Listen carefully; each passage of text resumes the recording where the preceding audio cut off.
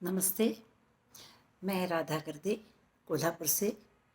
मैं कमिलिना फाउंडेशन की ओर से यूट्यूब का चमकता सितारा ये जो प्रतियोगिता हो रही है, उस प्रतियोगिता में मैं आपको कुछ संस्मरण सुनाना चाहती हूँ।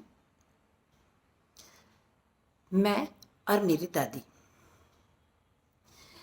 दादी जो थी ना, उसमें मेरी जान बसती थी और मेरी दादी की जान मुझ में बसती थी। मैं सबसे पहली नातिन थी ना, इसलिए उनकी बहुत ज़्यादा लाडली थी। अब लाडली तो इतनी थी कि मुझ में जो दोष थे उसको भी वो गुण में ही कन्वर्ट कर देती थी। जैसे ये मेरी जी नकटी नाक है ना, इसको देख के सब लोग कहते थे नकटू नकटू, और वो हमेशा मेरे सिर पर हाथ रख कर कहती, कौन चढ़ा रहा है इसको नकटू नकटू, खबरदार जो इसको नकटू कहा, क्योंकि नकटेपन से ही इसके चेहरे पे एक छवि है। जिनकी नाक सीधी होती है वो सुंदर भले ही हो पर मोहक नहीं होते मेरी बिटिया जैसे।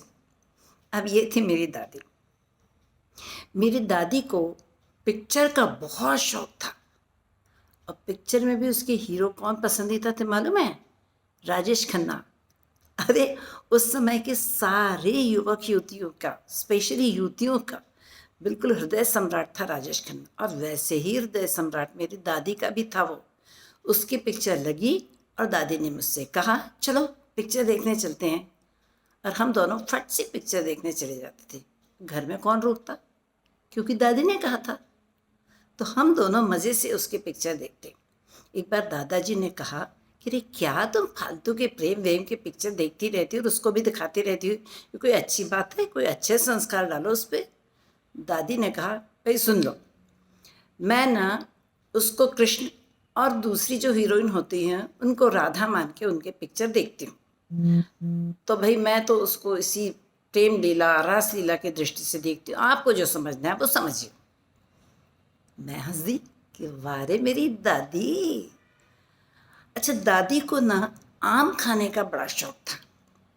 गर्मियों के दिन में चिलचिलाती भरी दोपहर में अगर उससे कोई कह दे कि दादी वहाँ पर अमुक फला जगह पर आम मिल रहे हैं, तो दादी ने तो आओ देखा ना ताओ, उठाया थैला, पहने चप्पल, लिए पैसे और चल पड़ी आम लेने के लिए।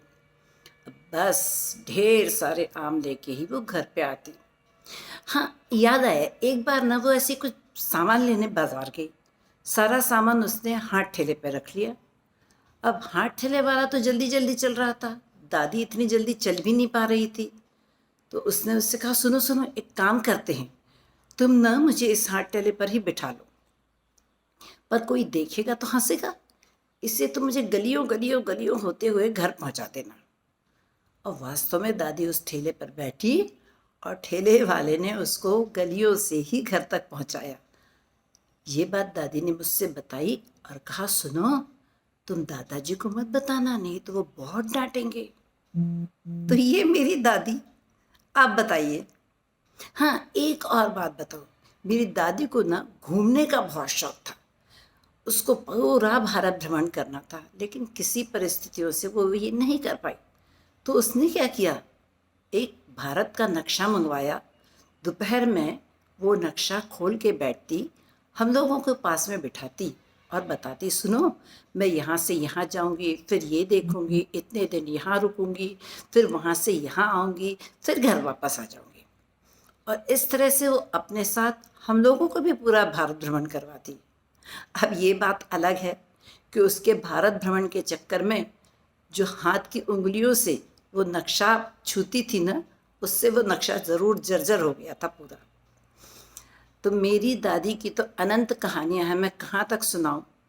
वो मेरे दिल में बसी है और हमेशा वहीं पर रहेगी। नमस्ते।